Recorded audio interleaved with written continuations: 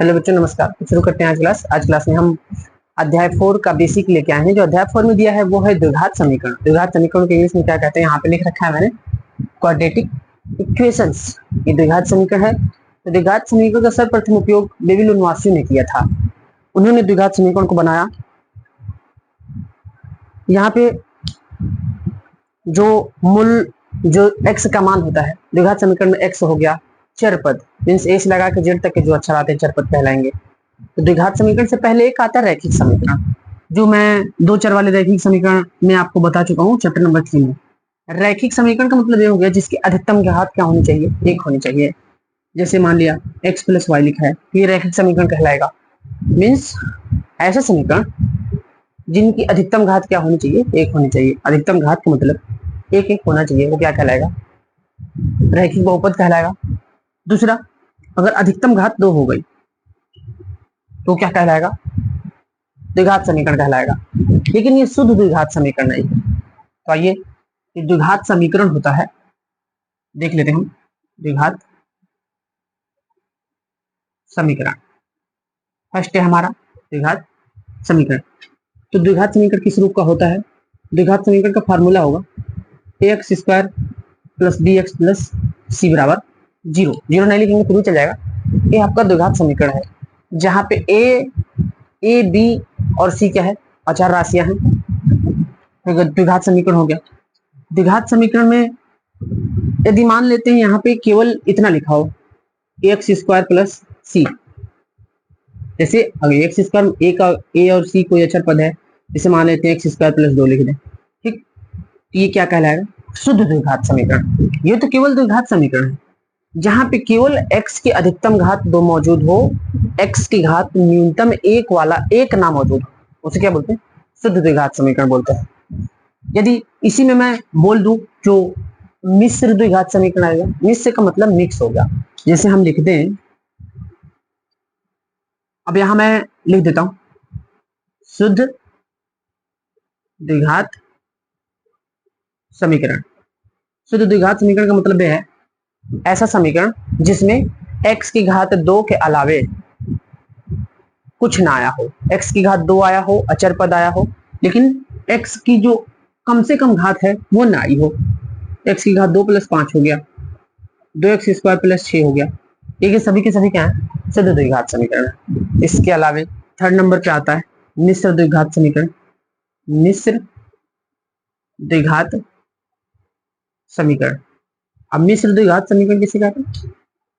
मिश्र द्विघात समीकरण का मतलब ये है जो हमारा x का गुणांक होगा, मीन्स x की घात जो लिखी है, x की अधिकतम घात 2 है, x की अधिकतम घात 2 के अलावे x का जो एक घात वाला पद है वो भी आया हो, यानी x square plus x plus 5, तो इसको हम क्या बोलेंगे, मिश्र द्विघात समीकरण बोलेंगे। ठीक है इतना। तो फर्स्ट चैप्टर में बस यही दे रखा है, हमें मिश्र द्विघात केवल बताना है द्विघात समीकरण के बारे में, द्विघात समीकरण है या नहीं है। तो हम ऐसा स्पष्ट बोल सकते हैं जिसकी अधिकतम घात 2 आएगी वो द्विघात समीकरण कहलाएगा। अब इसके आगे लिखा है और जो मिश्र द्विघात समीकरण होते हैं, आइए देखते हैं मिश्र द्विघात समीकरण। फर्स्ट यहां मिश्र द्विघात समीकरण।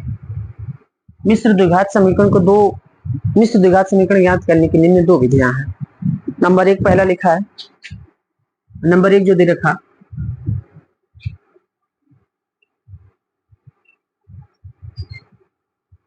गुणनखंड विधि से। फर्स्ट है मिश्र द्विघात समीकरण को हल करने के 2 नियम हैं, 2 उपाय हैं। पहला गुणनखंड विधि से हल कर सकते हैं, और दूसरा होगा द्विघात सूत्र द्वारा। द्विघात सूत्र में श्रीधराचार्य का फार्मूला आ जाता है और उसी का जो दूसरा नाम होगा उमर खयाम विधि होगी।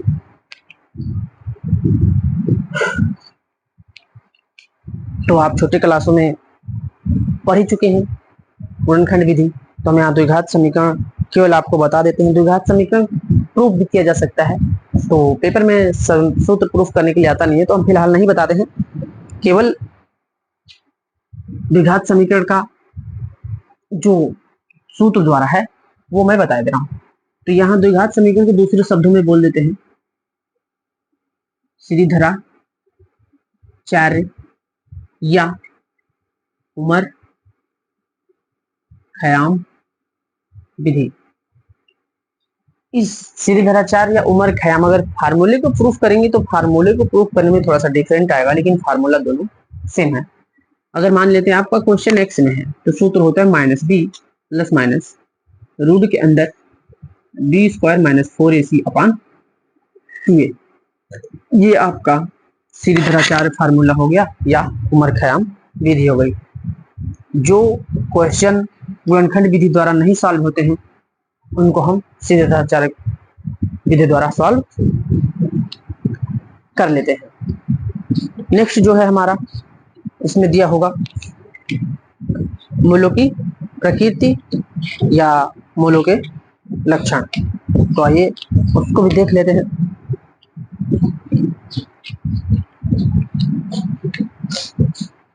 चलिए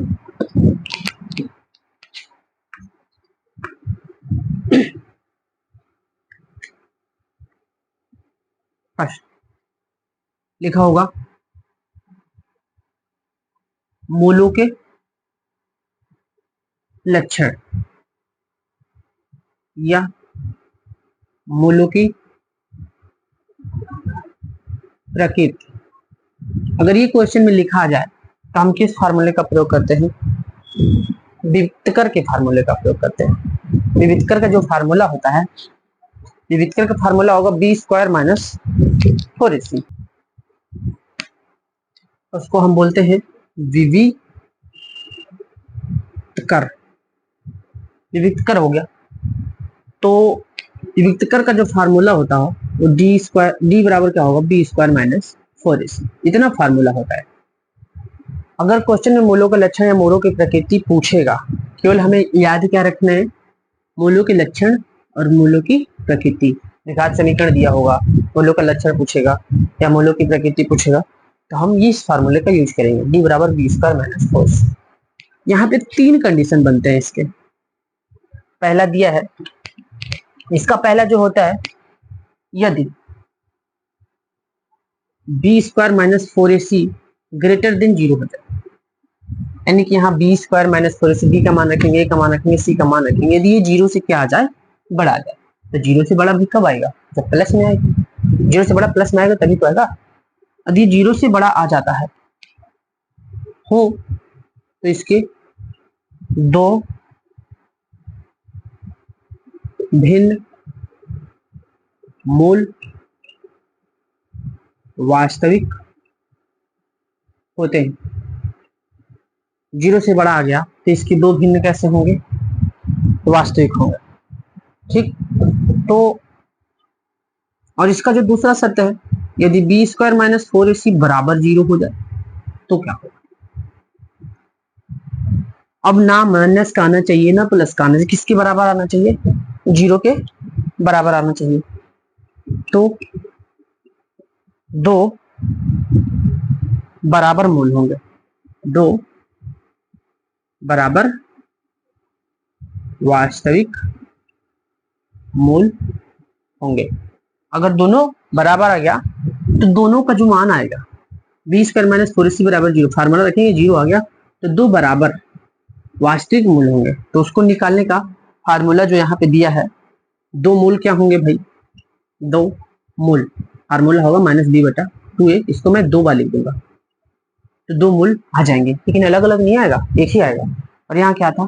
भिन्न दिया था। भिन्न का मतलब जो भी मान आएगा वो अलग अलग आएगा। इसका जो थर्ड पार्ट दे रखा है, third condition, B square minus 4ac less than 0। अब बी स्क्वायर माइनस 4ac का मान क्या आ जाना चाहिए? 0 से छोटा। तो 0 से छोटा कब आएगा? जब 0 से छोटा जब आएगा जब मान माइनस में आने लगेगा। और जब माइनस में आने लगेगा तो यहाँ लिख देंगे, अगर 0 हो तो इसके मूल क्या होंगे? तो कोई मूल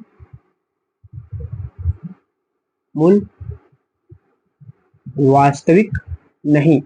यदि वास्तविक नहीं आता है तो वही क्या लिखा होगा?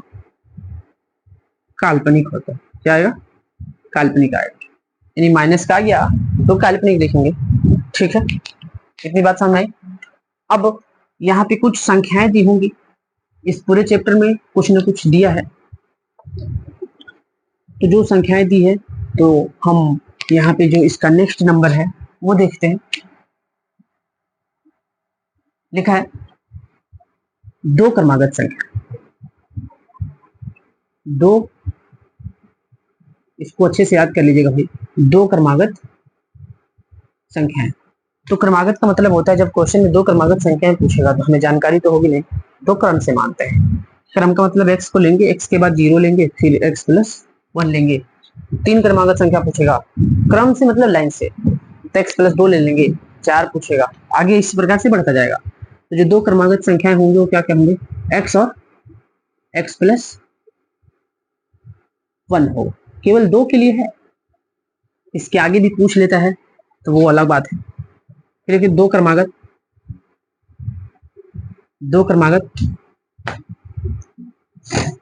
सम संख्या, सम संख्या। तो सम संख्या यदि हमें को लेनी है तो क्या लिखेंगे, 2x।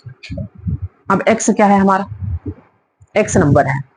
अब x की जगह 1 रखूं, एक बार 2 रखूं, 3 रखूं, इतने में बता रहे तो 2x लिया है। तो किसी भी चर पद के आगे 2 लिखा हुआ है क्या आएगा, बार बार सम ही आएगा। 1 रखेंगे 2 1 2 हो जाएगा, 2 रखेंगे गुणा करेंगे 4 हो जाएगा, 3 रखेंगे 6 आएगा, सम आएगा। यानी कि 2x प्लस 2 और 2x प्लस 4 होंगे। इसलिए यदि आप सॉल्व करते हैं तो गलत नहीं होगा। अब आप इसको देख लीजिए, सम आएगा कि नहीं आएगा। 1 रखते हैं यदि तो 2 का 1 में गुणा करेंगे कितना आएगा, 2 आएगा। तो 1 कम 2, 2 प्लस 4 कितना हो गया, 6 हो गया। 2 रखते हैं तो 2 दूनी 4, 4 कितना हो गया, 8 हो गया। ये क्या है, सम संख्या आ जाएगी। फिर नेक्स्ट लिखा 2 क्रमागत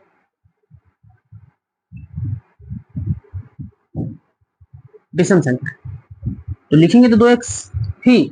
अब विषम चाहिए, हम जानते हैं x की जगह कोई भी मान रखेंगे अभी तो सम ही आएगा। तो सम में क्या जोड़ेंगे, बस 1 जोड़ेंगे, विषम आने लगेगा, 1 हो जाएगा। 1 के बाद यदि हम 2 जोड़ते हैं तो सम हो जाएगा। तो 2 के बाद क्या आएगा, 3 आएगा। तो 2x प्लस क्या हो जाएगा, 3 हो जाएगा।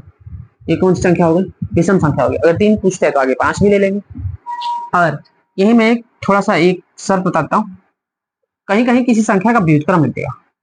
व्युत्क्रम माना कोई संख्या में x लेते हैं, x ले लिया, तो x का व्युत्क्रम क्या होगा, x का